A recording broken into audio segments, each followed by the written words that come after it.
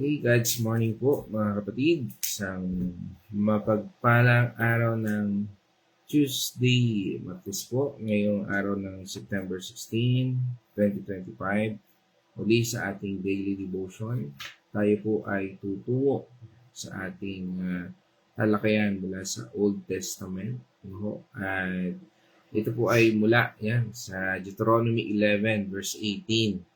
At ito ay pamagatan natin, imprinted on the heart, the call to internalize God's Word. At sa ating muli, panimula, tayo po ay pangungunahan ng aking partner para sa talatang ito, pagbabasa ng talatang ito. At pangunahan tayo ng mula sa pananalangin at hingin natin ang presensya ng ating Panginoon Diyos. God's morning mga kapatid. Tayo po ay babasa sa Deuteronomy 11 verse 18. Itanim nga ninyo ang mga utos na ito sa inyong mga puso at kaluluwa. Ipulupot ninyo ito sa inyong mga kamay bilang tanda at itali sa inyong noo. Tayo po ay manalangin. Panginoon namin Ama, maraming salamat po o Lord. Tinataas ka po namin sa pinakamataas na kalagayan, Panginoon. I-glorify ka namin, Panginoon. Patuloy po kami nagpupuri sa iyo, Panginoon. At kami po ay humihingi ngayon ng gabay para sa aming mapag-aaralan ngayong araw na ito, Panginoon. Panginoon, bigyan niyo po kami ng knowledge at wisdom para sa iyong mga salita na ito na aming babaunin ngayong maghapon. Nawa ito ay aming tumimo sa aming puso, Panginoon, at ito ay aming maisapamuhay. Maraming salamat, Panginoon, sa patuloy na paggabay at pagmamahal mo na ibinibigay sa bawat isa sa amin. At ang lahat po ng aming ipinapanalangin at aming mapag-aaralan ngayon, Panginoon, ay aming ipinapanalangin sa pangalan ng inyong anak na si Jesus. Amen. Amen. Okay. Praise God. At muli dito sa ating talakayan, dito lang ako ng brightness. Okay. Dito sa atin po pinag-uusapan ngayon, no? Basahin ko lang ulit sa Amplified Version. Sabi doon, therefore, you shall impress these words, no, of mine, sabi ng Panginoon, saan daw on your heart and on your soul, and tie them as sign on your hand, and they shall be as bands, yung frontals, frontlets, on your forehead, itali daw, dito po sa ating talakayan ngayon, ito pong Deuteronomy o the second law ay isang serye, ng mga talumpati ni Moses, at ito po ay pinatutungkulan niya yung mga Israelita, bago sila pumasok sa lupang pangako. At ito po ay isang pagbabalik tanaw sa kanilang kasaysayan, isang pagpapaalala ng mga kautusan at tipan ng Diyos, At ito po ay isang paghahanda para sa kanilang kinabukasan. At dito po sa kabanata ng Deuteronomy 11, ito po ay bahagi ng mas malawak na panawagan, ni Moses, sa mga Israelita na mahalin at sundin ang salita ng Diyos ng buong puso, kaluluwa at lakas. At hanggang sa kasalukuyan, ito po ay paalala sa atin ng Panginoon. Sa kontekstong ito po ng Deuteronomy 11:18, ito po ay hindi lamang isang isolated na utos.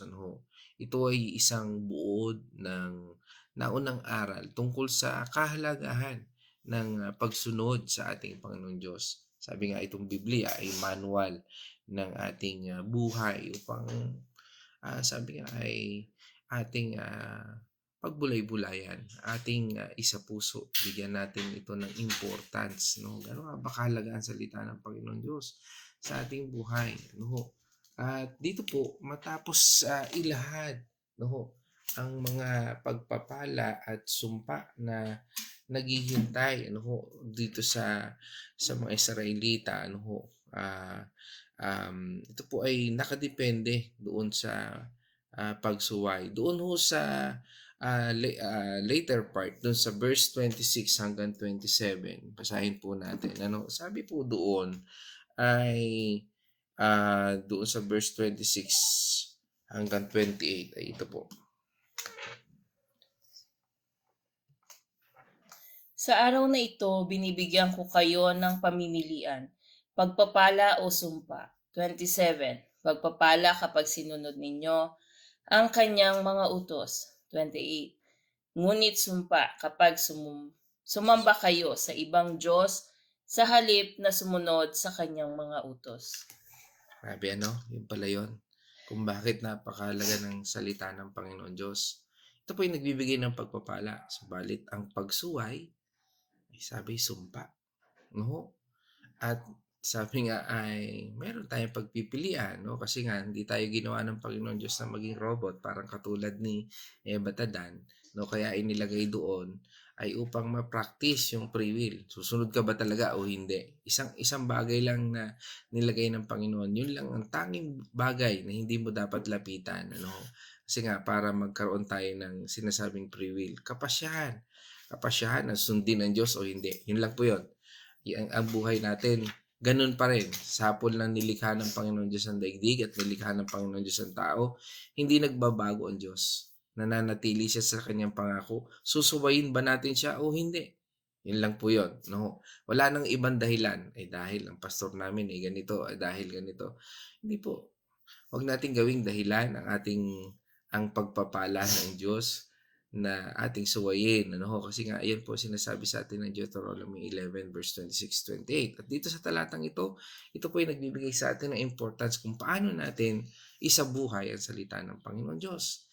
Kaya nga po, binigyan diin dito ni Moses ang pangangailangan ng itanim ang salita ng Diyos sa bawat puso ng bawat isa hanggang sa kasalukuyan upang matiyak na hindi natin malilimutan ang kanyang mga utos. Kaya nga po ang paggamit ng mga simbolo tulad ng pagtatali sa kamay at noo ay hindi bago sa katuruan ng mga Israelita. Ito po ay paraan upang ipaalala sa bawat isa ang kanilang pananagutan sa Diyos sa bawat aspeto ng buhay natin. Ang kamay ay sumisimbolo sa kanilang mga gawa at ang noo ay sumisimbolo sa kanilang mga iniisip. Sa madaling salita, dapat nating isabuhay ang salita ng Diyos sa lahat ng ating ginagawa at iniisip. No? Yan po yung ibig sabihin doon. Ibig sabihin, ano man yung ating ginagawa, ano man ang iniisip natin, no, isabuhay natin. Ano nga ba itinuturo ng salita ng Panginoon Diyos? Okay, isipin natin na ang salita ng Diyos ay isang binhi. Kung ang binhi ay hindi natin itatanim sa lupa, hindi ito tutubo at magbubunga, hindi po ba? Hawak lang natin yung binhi, walang mangyayari. No? Sa katulad na paraan, kung ang salita ng Diyos ay hindi natin itatanim sa ating mga puso at isipan, hindi ito magkakaroon ng epekto sa ating buhay. Ang pagtatanim ng salita ng Diyos sa ating mga puso ay tulad ng pagbubukas ng isang hardin sa ating kalooban. Kailangan nating diligan sa pamamagitan ng pananalangin, linangin sa pamamagitan ng pag-aaral, at bantayan laban sa mga peste ng kasalanan at ng tukso. Kapag ginagawa natin ang salita ng Diyos, ay ito po ay nagsisimulang umusbong at magbunga ng mga gawa ng katwiran, pag-ibig at kapayapaan. Mga kapatid, ang pagtatali ng salita ng Diyos sa ating kamay at noo ay tulad ng pagsusuot ng isang singsing na may nakaukit na pangako. Bakit po singsing? Kasi nga, di ba, yung singsing, bilog, it means never ending. Kaya po yan ay naging bandage of marriage. Ibig sabihin, walang katapusan. Hindi yung humilik lang ng malakas, divorce na agad. No? O hindi lang nagkasundo sa isang bagay, divorce na agad. No? Ito ay isa, sabi nga ay dahil dito sa Pilipinas ay walang divorce, ang meron lamang tayo ay annulment at legal separation. No? Sabi nga, hindi po ganun. Because it's never ending. And that is the covenant of God. even to us to now. It's never ending. Hindi yan nagbabago. Ito po isang patuloy na paalala sa atin na ang kasunduan ng Diyos ay ang ating responsibilidad na sundin ang kanyang mga utos. Ito po ay nagpapaalala sa atin na ang bawat kilos, pag-iisip natin ay dapat maging alinsunod sa kanyang kalooban.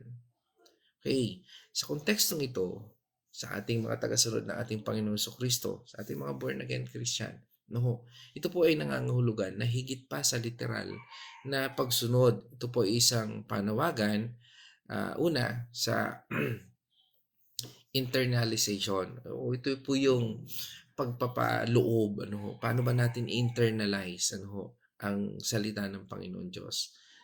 Di ba yung mga artista, bago sila sumabak sa taping, ini-internalize muna nila. Bawa ikaw ay pulubi, kawawang-kawawa. I-internalize muna nila para maging effective sila, Tayo ay hindi mga artista. Tayo ay tunay na anak ng Diyos. At ang ating internalization ay hindi lamang upang maging artista, kundi maging tunay na tagasunod na ating Panginoon Kristo. At ang salita ng Diyos ay hindi lamang dapat nababasa o naririnig, kundi dapat itanim sa puso at isipan. Yan po yung sinasabing internalization dito. Yung isipin talaga natin, Lord, ano ba talaga ang ibig sabihin ng salitang ito? Bakit ko ba kailangan magbiblia? Nakakatamad naman. Ang dami kong dapat mas unahin. Gusto kong unahin yung panonood ng TV, pakikinig ng mga o kaya pagsi-cellphone, o kaya mga bagay na pwedeng makalayo sa Panginoon. Again, it's not bad, pero kung mas marami ang oras mo doon, o nalilimutan natin ang ating Panginoon Diyos. O parang minsan kinatatamaran natin, parang ang bigat-bigat ng pakiramdam natin pagka yung tayo magbabasa ng Biblia, yun po ang hindi maganda.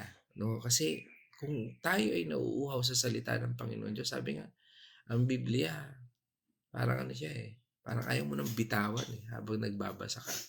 Hindi naman pwedeng lagi ka lang magbabasa. Kailangan mo rin kumilos.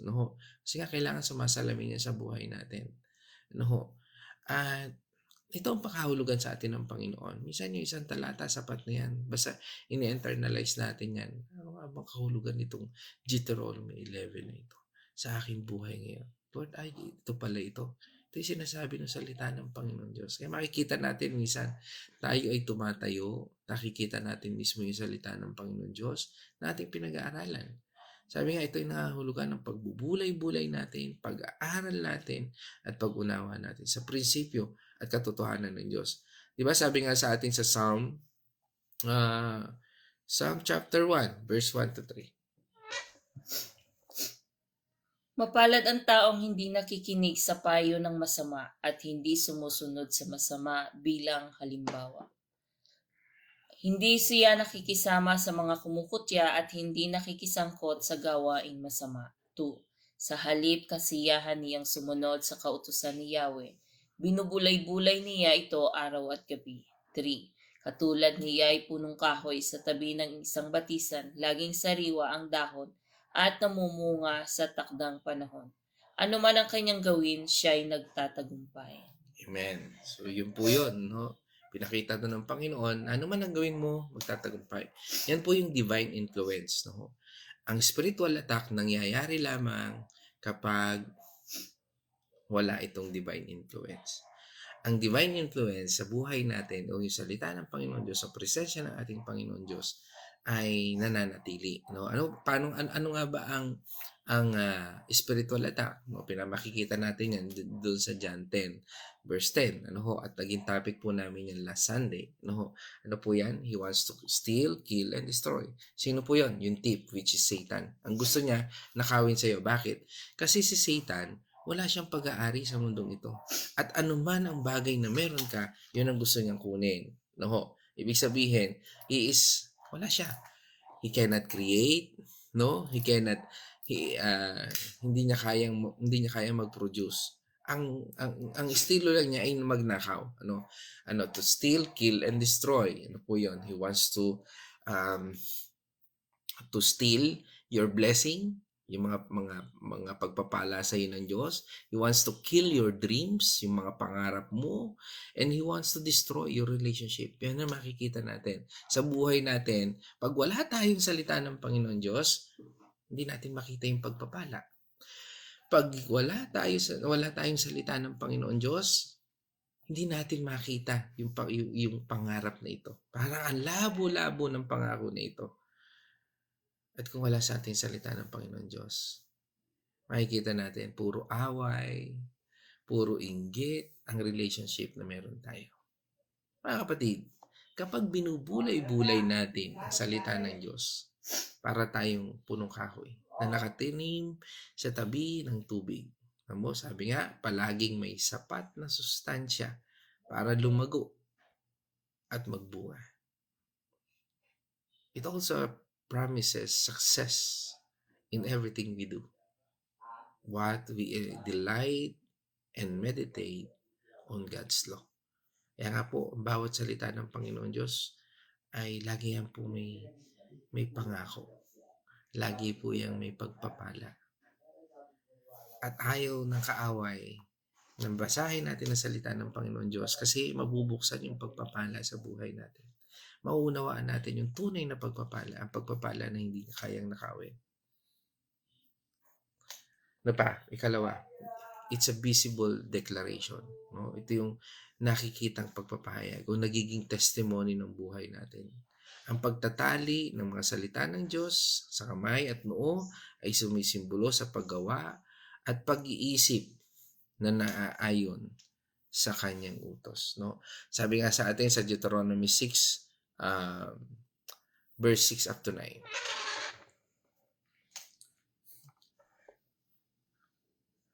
Ang mga utos na ay itanim ninyo sa inyong puso. 7. Ituro ninyo ito sa inyong mga anak. Pag-aralan ninyo ito sa inyong tahanan, sa inyong paglalakbay, sa inyong pagtulog sa gabi at sa inyong pagbangon sa umaga. Ipulupot ninyo ito sa inyong mga kamay, bilang tanda, itali sa inyong noo. 9. Isulat sa mga hamba ng pintuan ng inyong mga bahay at tarangkahan. Amen.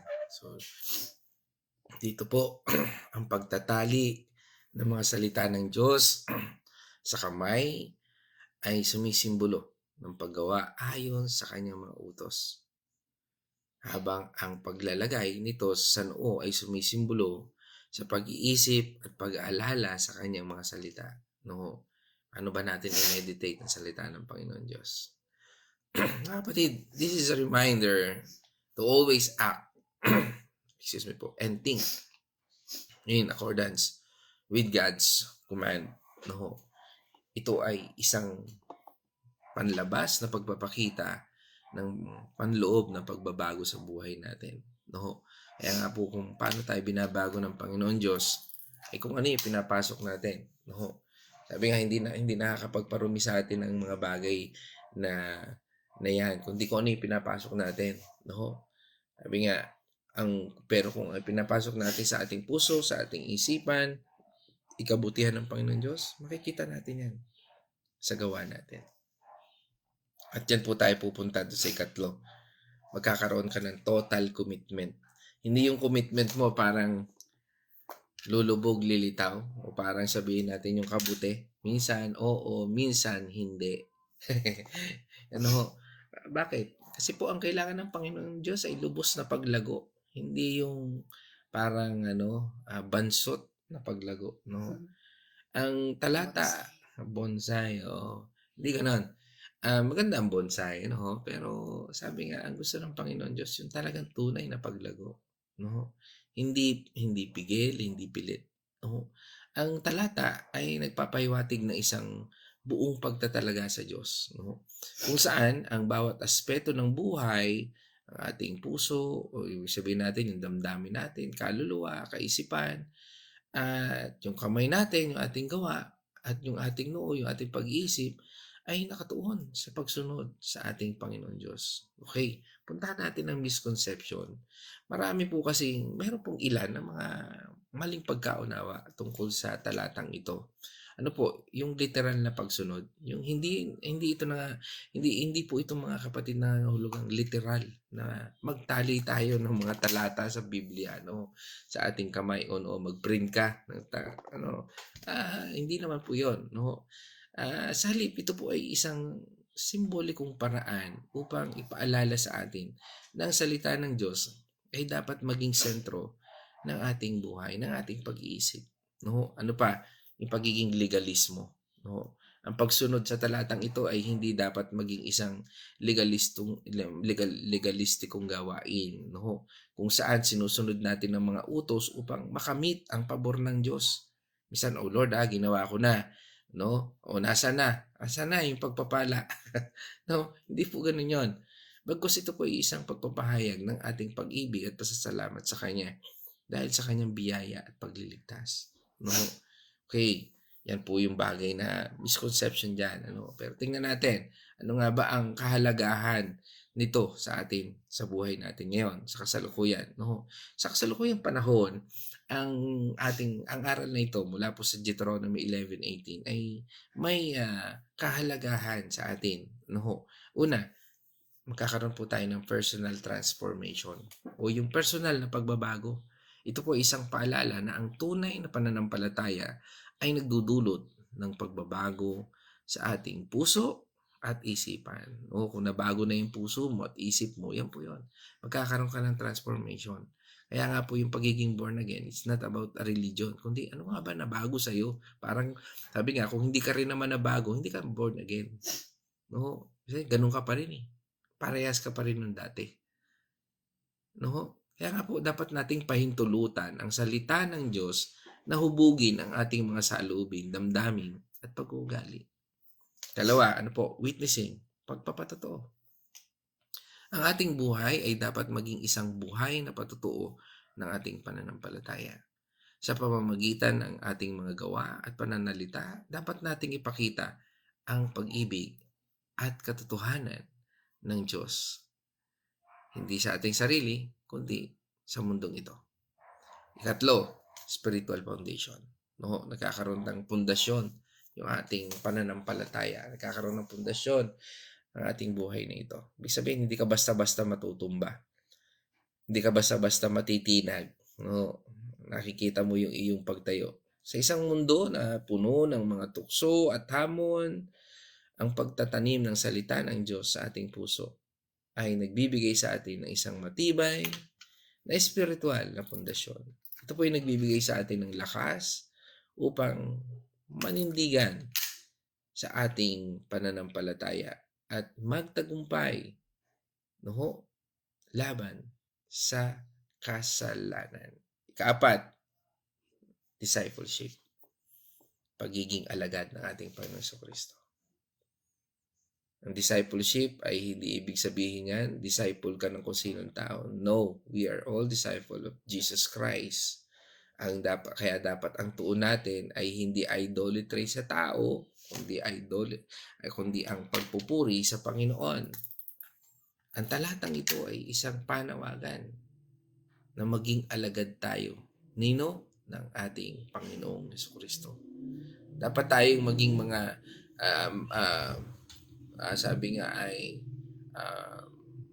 maging mag-aaral ng salita ng ating Panginoong Kristo, salita ng ating Panginoon Diyos, sumunod sa kanyang mga utos at ibahagi ang kanyang pag-ibig no sa bawat tao. Mga kapatid, sa aking pagtatapos ay sabi nga itong ating tinalakay na imprinted on the heart, the call to internalize God's word ay isang panyaya, no? Panyaya po na gawin nating sentro, no, ng ating buhay ang alin, ang salita ng Diyos. Ito ay isang panawagan sa personal na pagbabago at pagpapatotoo at pagiging alagad ng ating Panginoong Kristo. At sa pamamagitan po ng pagtatanim ng kanyang mga salita sa ating mga puso, tayo ay magiging ilaw ng mundong ito na nagpapakita ng kanyang pag-ibig at katotohanan sa lahat ng tao. Purihin ang ating Panginoon Diyos, mga kapatid. At ngayon naman ay dadako tayo sa reflection ng aking partner, no, para po dito sa ating talatang ito. God's morning, mga kapatid. Ito po ang ating napag-aralan ngayong umagang ito ay itanim nga ninyo ang mga utos na ito sa inyong mga puso at kaluluwa. Ipulupot ninyo ang sa inyong mga kamay bilang tanda at itali sa noo. Ito po yung ating verse for today. Ito po ang aking reflection. Pahalagahan po natin ang salita ng Diyos at panatilihin sa ating mga puso at isipan. Ang nabanggit na pagtatali sa kamay at noo ay sumisimbolo sa paggawa at kilos ayon sa kanyang mga utos araw-araw. Ito ay hindi lamang sa isip kundi dapat isagawa sa buhay. Ituring po natin na mataas at mahalaga ang salita ng Diyos sa ating buhay.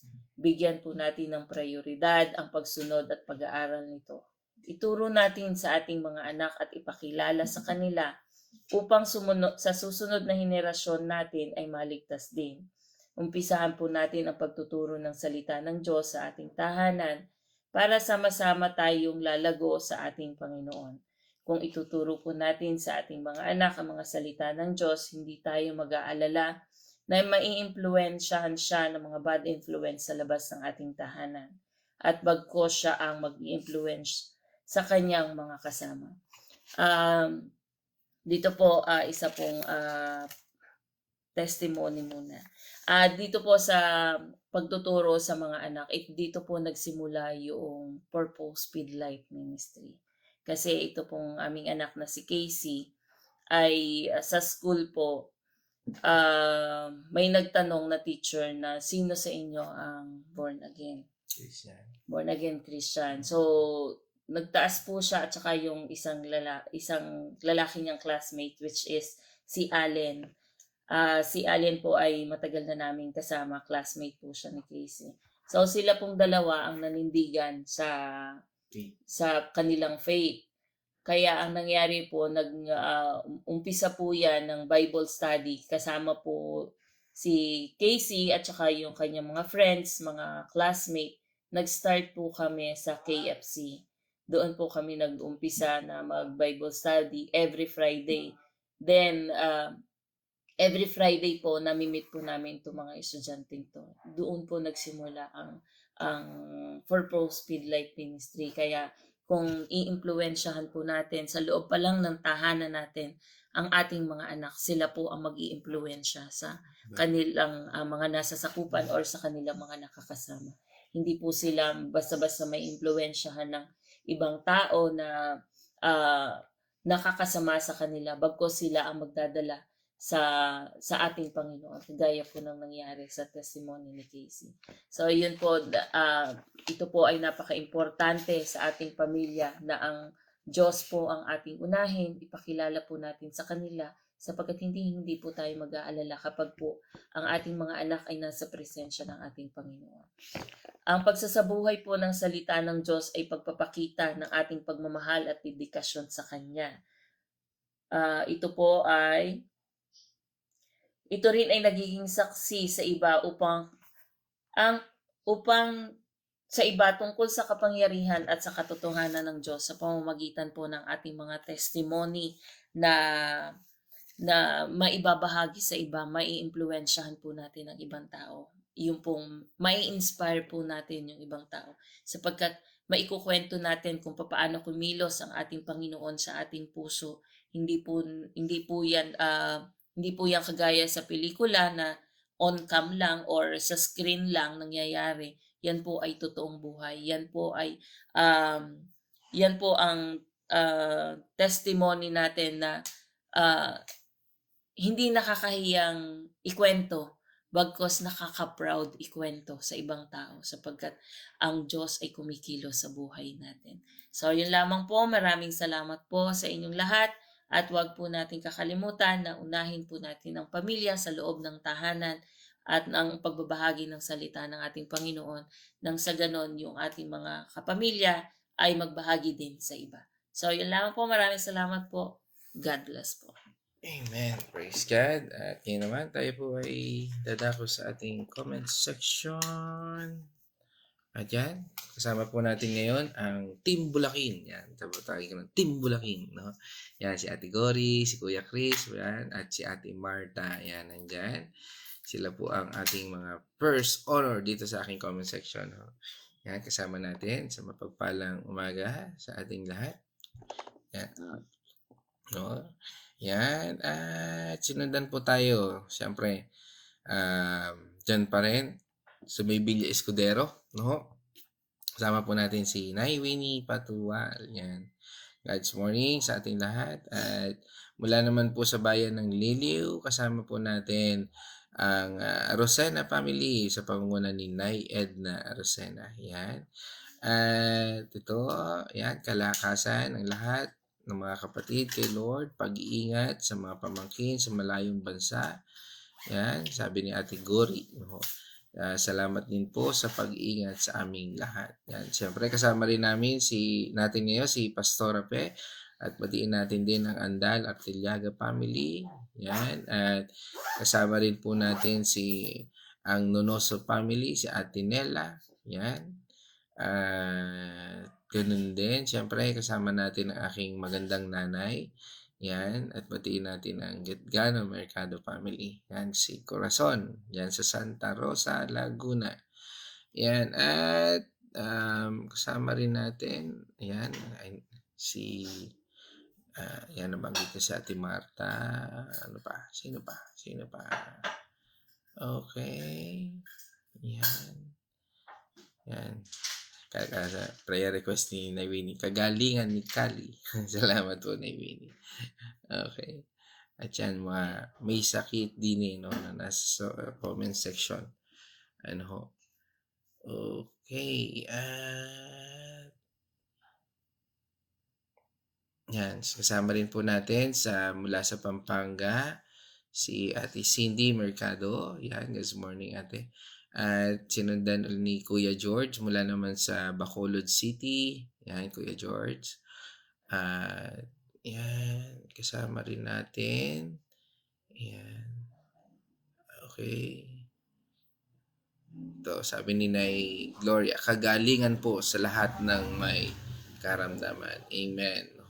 Yan. Hindi na natin babanggitin. Alam na ni Lord yan. Yan. Salamat po sa pagbabalik ng mga apo sa kata. Yan. At kasama rin natin si aking kapatid dyan sa Santa Rosa, Laguna, si Caroline Mercado. Yan. Okay. Ano pa? Caroline. Okay. At syempre kasama rin natin ang aking pinsan, no? Si Ate Judith Brigule dyan sa Cotabato City. Si Ate Judith. At God's morning po sa ating lahat. At ngayon po tayo dadako sa ating pananalangin. At tayo po ay malapit na magtapos. No? Tayo po ay manalangin. O manaming Diyos na makapangyarihan. Tapos po kami nagpapasalamat, Panginoon, sa iyong pagbubukas ng mensahe upang kung paano namin, Panginoon, seryosohin ang Biblia, Panginoon, sa aming buhay. Ang iyong salita. Nagbibigay sa amin ng karunungan, pagpapala, Lord. At dalangin po namin, Panginoon, na ituon mo ang aming isipan at puso na sumunod, Panginoon. Bigyan mo kami ng Espiritu at palakasin mo ang Espiritu namin, Panginoon. At pagkalooban mo kami, Panginoon, ng conviction, Panginoon, upang kami ay patuloy na bumabad sa iyong salita, Panginoon. At patuloy naming unawain at bulay-bulayan ang salitang ito.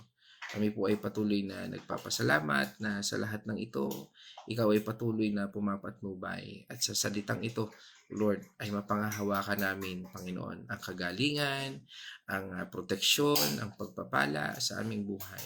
At kami ay magiging army mo, Panginoon, upang ipalaganap ang iyong salita at ito'y kailanman ay hindi mawala sa aming isipan at sa aming puso. Panginoon, nakikita namin ang mga sign ng iyong pagbabalik, Panginoon. At sa aming buhay na ito, nawa ay magamit mo ang buhay namin ito upang may palaganap ang iyong salita. Maging daluyan po kami ng iyong salita. Sa paglaganap ng kasamaan sa mundong ito, ang dalangin po namin ay ang paglaganap ng iyong pagpapala, ang iyong salita sa buhay ng mga tao. Huwag mo pong hayaan, Panginoon, na mapahamak ang aming pamilya, mga kamag-anak, mga kaibigan, mga kliyente, at bagkus, Panginoon, maranasan nila ang buhay na walang hanggan na iyong ipinapangako. Idinadalangin po namin ang lahat upang magamit, Panginoon, ang aming buhay upang maibahagi namin ito sa iba. Gamitin mo po kami bilang iyong abang lingkod, Panginoon. Salamat, Panginoon. Sabi nga po, here I am, O Lord. Here I am to worship. Here I am, O Lord, to spread your works. Here I am, O Lord. Nandito po kami, Panginoon. Gamitin mo. At ito po yung aming dalangin. Sa pangalan ng Ama, ng Anak, at ng Banal na Espiritu. And this our pray, in Jesus' name. Amen and amen. Mga kapatid, let us shout the shout of victory. Christ has died. Christ has risen. Christ will come again. And together, we are for Christ. Again, God's morning, everyone.